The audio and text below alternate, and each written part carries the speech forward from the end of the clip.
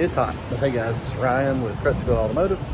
Got a truck in here that want to verify that we don't have low compression on. Got a misfire, it's intermittent. Spark's good, fuel's good. So we want to check compression next.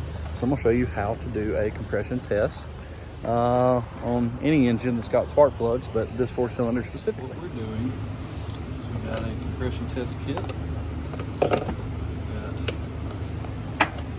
This hose that will run and sit into the spark plug hole. So first things first is disable either your fuel supply and or the actual supply of spark. So for me on this distributor, I'm just taking off the wire that would normally feed it, and that will not let the spark go to each of the plug wires, and therefore I can take out one at a time. So I'm going to pull the plugs and put this compression test kit on and show you what that looks like. So, number one plug is out.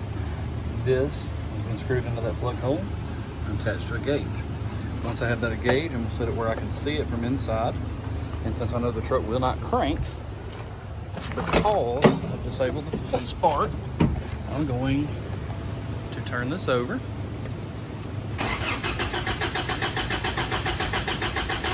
All right, so what we're gonna be looking for,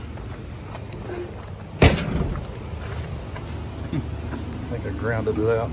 Well, what I'm looking for is that reading. So we're at about 110, almost 115, so about 113. So I can bleed this here, pressure's gone. I can take it out of that spark plug hole, and we'll move to number 2 and repeat this process. 3 and 4. This is just a 4-cylinder 22 RF RE on a Toyota. And what I didn't tell you is I've already done all of these cylinders, and all 4 are matching at about 113, 115. So this one is not misfiring because of low compression on any cylinder. But just wanted to show you a quick and easy way to do that.